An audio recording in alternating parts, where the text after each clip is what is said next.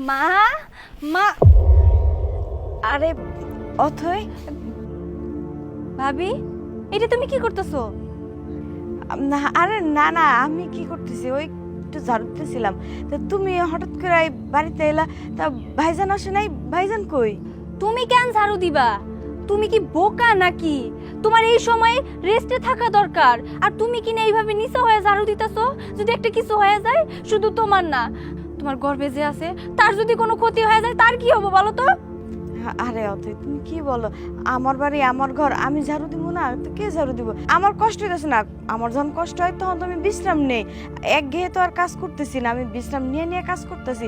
তোমার টেনশন করা লাগবে না, তুমি চলো তো, চলো ঘরে চলো, আমি তোমার হাত মুখ ধো, আমি তোমার খাইতে দিই। ভাবি তুমি না সত্যি বোকা, তুমি পাগল। তুমি কি কইতাছো কও তো? তোমার একটুও কোনো বুদ্ধি শুদ্ধি নাই। এই সময় এত নিচু হয়ে কাজ করতে হয় না, ভারী জিনিস ধরতে হয় না, এটা তুমি জানো না? মা তোমার কিছু বুঝায় দেয় নাই? আমি বুঝি, তুমি অনেক দূর থেকে আইছো, এত কথা বলে এখন লাভ নাই, তুমি ভিতরে চলো তো। আর শুনো, মা ভিতরে আছে, তুমি যাও, আমি তোমার কিছু খাইতে দিই। মা ভিতরে আছে মানে? মা ভিতরে থাকে আর তুমি এইভাবে নিচু হয়ে ঘর ঝাড়ু দিতেছো, উঠান ঝাড়ু দিতেছো? মা কিছু করতে পারে না? মা তো তোমার সাহায্য করতে পারে নাকি? বুঝছি, তোমার সাথে কথা কয়ে কোনো লাভ হবো না, মার সাথে কথা কইতে হইব। আরে তুমি মারে কেন ডাক দিতেছো? মা আমারে বলে যে তোমার কোনো কাজ কাম করা লাগবে না, কিন্তু একটা মানুষের বয়ে থাকতে কতক্ষণ ভাল লাগে কও? আমি নিজে থেকে একটু ঝাড়ু টাড়ু দিতেছিলাম, এই আর কি। তুমি মারে কিছু কইও না। ভাবি শোনো, আমি সবকিছুই বুঝি, আমি একটা মেয়ে মানুষ, আমিও সংসার করি, কখন কে কারে কি বলতে পারে সেইটুকু ধারণা আমার আছে। আমি মার সাথে কথা বলবো, তুমি একটা কথা কবে না। মা মা ভাইয়া কই তোমরা? মা অতই থাক থাক না। কি রে অথই, তুই কখন আসলি? কিছুই তো জানাইলি না। জামাই বাবাজি কই? জামাই বাবাজির কথা বাদ দাও, কিন্তু আমি এসে এটা কি দেখতেছি মা? ভাবি কেন এই সময় কাজ করতেছে?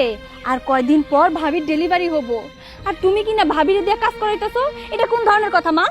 অথই এসব বাদ দে তো। আরে বাড়ির বউ, বাড়ির কাজ করব না? আর এই সময় কাজ কাম করলে শরীর স্বাস্থ্য ভালো থাকে, পেটের বাচ্চাও খুব ভালো থাকে। মা তুমি আমার এত বুঝাইও না, এই সমস্ত কথা আমার বুঝায় কোনো লাভ হবো না। তুমি যে আমার কাছ থেকে সবকিছু এড়ায় যাওয়ার চেষ্টা করতেছো, সেটা আমি খুব ভালো করে বুঝতেছি। মা ভুলা যাও না যে তুমিও একটা মা, একটা সময় তুমি এরকম গর্ভবতী ছিলা। তোমার শাশুড়ি কি তোমার সাথে এই ধরনের কোনো আচরণ করছে? আমার তো মনে হয় না করছে, কিন্তু তুমি যেগুলা ভাবির সাথে করতেছো একদম অন্যায় করতেছো, অবিচার করতেছো। এই সময় ভাবির কাজ করা উচিত না, এই সময় ভাবির বিশ্রাম নেওয়া উচিত। যদি একটা দুর্ঘটনা ঘটা যায়, তখন ভাবির কি অবস্থা হবো? আর ভাবির পেটে যে সন্তানটা আছে, একটাবার ভাইবা দেখছো না? তা তো ভাববা না। আর যখন ভাবির একটা বাচ্চার কোনো ক্ষতি হয়ে যাব, তখন সম্পূর্ণ দোষ গিয়া পড়বো ভাবির উপরে। ভাবি অপয়া, তখন ভাবির উপরে গিয়া সব দোষ পড়বো যে ভাবি অপয়া, নিজের সন্তানটারে ধরে রাখতে পারলো না, নিজের সন্তানটারে খায়া ফেললো। তোমরা তো ঠিক এই ধরনের কথাই কইতে পারবা, তাই না? কি ব্যাপার মা, চুপ করে আসো কেন? কথা কও, উত্তর দাও। আর তুই যে এত কথা কইতাছস, ওই তোর দাদি আমারে কি বহাই রাখছে? এত বড় পেট নিয়ে ধান বানছি, চাইলিয়া করছি, কত কিছু করছি, সেই দিনের কথা ভুলেই নাই গেছি।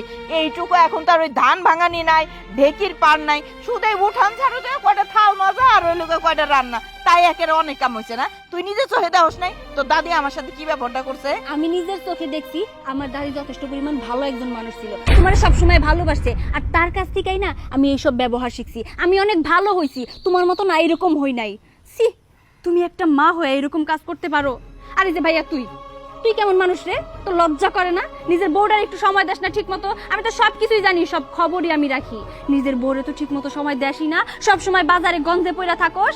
আর মা যে ভাবিয়ে দিয়ে এত অত্যাচার করায়, এত কাজ করায়, মারে কিছু কইতে পারোস না? প্রতিবাদ করতে পারোস না? নাকি হাত গুটায় বসে থাকবি, মুখে কষ্টিপ লাগায় বসে থাকবি? আর ভাবির কথা না হয় বাদ দিলাম, ভাবির পেটে যে সন্তানটা, এই সন্তানটা তো ভাবির একার না, তোরও তো সন্তান, এই বংশের সন্তান। তোর কি একটু দায়িত্ব ছিল না মারে বুঝানোর, যাতে মা যাতে ভাবের সাথে এই ধরনের কাজ কাম না করে? আর এই যে তুমি যে এত বড় বড় লেকচার দিতাছো, আমি তো খোঁজ খবর রাখি যে তুমি ভাবিয়ে দিয়ে সব কাম করাও, আর ঘরে বসে বসে তুমি টিভি দেখো। এইটাই তোমার বয়স, তোমার নাকি বয়স হয়ে গেছে, এই বয়সে তুমি কাজ কাম করতে পারো না, তোমার কোমরে ব্যথা হয়, অথচ বসে বসে টিভি খুব সুন্দর করে দেখতে পারো। আর এই মানুষটারে দিয়ে পরিশ্রম করাও। ডাক্তার তোর স্পষ্ট ভাবে কয়া দিছে না, যাতে এই সময় ভাবি ভারী কোনো জিনিস না ধরে, নিচু হয়ে যেন কোনো কাজ না করে, যেন কোনো প্রেসারে না থাকে, বিশ্রামে যেন থাকে, ভালো ভালো যেন খাবার খায়, ফলমূল খায়। এগুলা খাওয়াস ভাবি রে? কি খাওয়াবি? ভাবির যত্নই তুই নিতে পারস না, ভাবির খবরই রাখস না, ভাবির তুই সময়ই দেস না। আমি কারে কি বুঝাইতেছি? বলদ যেন কোথাকার। আরে আইয়া সারতে পারলি না, কি শুরু করলি? কাম কাজ লইয়া ও থাকতে কি মায় কাম করবে এখন বুড়া বয়সে? আর ঘরের কাম কাজ করলে তো শরীরও ভালো থাকে। আর ডাক্তাররা শোন, ডাক্তাররা তো একটু কই একটু বয়ডর দেখাই, এটা এত মানন লাগে না। আর দেখ মায় তো এখন বয়স হয়েছে, মার কি এত কিছু করা সম্ভব? মা এখন ঘুরবো ফিরবো পাঞ্চা পাইবো, আর ওর তো এখন সংসার, ওর নিজের সংসারকে মুখ করবো না। তুই এত কথা কইস না, ল ঘরে ল খাবি। মায়ের কথা কইতাছস? মা বাড়িতে বসে বসে কত কাম করে এটা আমি খুব ভালো করেই জানি।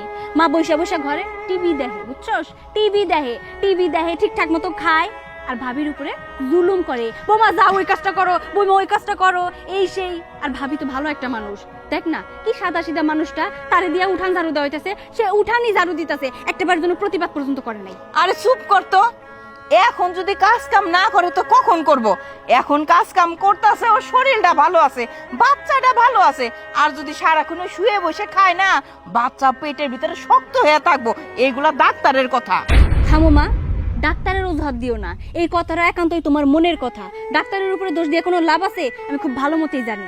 আচ্ছা তুমি অন্তত আমারে দেখা বোঝো, যে বাড়িতে আমারে বিয়ে দিছো, ওই বাড়িতে না আমি অনেক সুখে আছি। আমার শ্বশুর শাশুড়ি, আমার ননদ, আমার দেওর ভাসুর এবং কি আমার স্বামী, তারা আমার অনেক বেশি ভালোবাসে। তারা যদি আমার সাথে একটু উল্টাপাল্টা কোনো কাহিনী করতো, তখন তো তুমি ঠিকই কইতা যে ওই জামাইরে ডিভোর্স দিয়ে রাখা চইলায়। যেই মাত্র শুনছো আমার স্বামী অনেক ভালো, আমার অনেক ভালোবাসে, তখন তো খুবই প্রশংসা করছো। এই মাইয়াটার প্রশংসা তাহলে কেন করতে পারো না? যখনই শুনি ভাবির বদনাম, এই মাইয়াটাও তো কারোর আর কারো মাইয়া, কারো না কারোর বোন, এটা তোমার মাথায় নাই মা?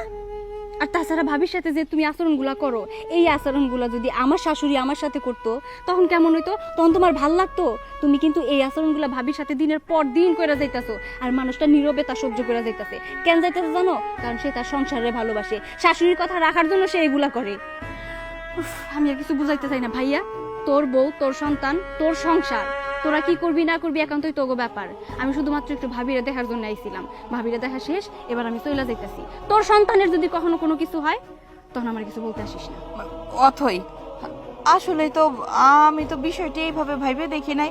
আমার ভুল হয়ে গেছে রে মা, আমি আসলেই বুঝতে পারি নাই।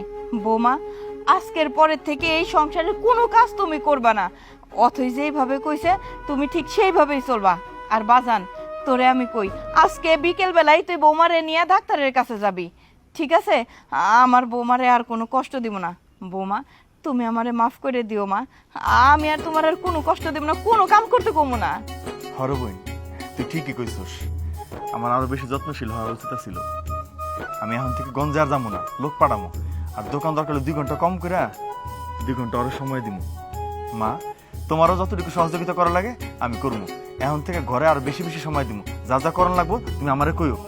আর তোমারও যদি কিছু করার লাগে তুমি আমারে কইও, শর্মাইও না। আমি শুধু একটাই চাই, পেটের বাচ্চারা সুস্থভাবে দুনিয়াতে হোক, দুনিয়ার মুখটা সুন্দরভাবে দেখুক। যাই হোক বোন, চল এবার ঘরে চল। হ বাবা, চল চল মা। ভাবি চলো।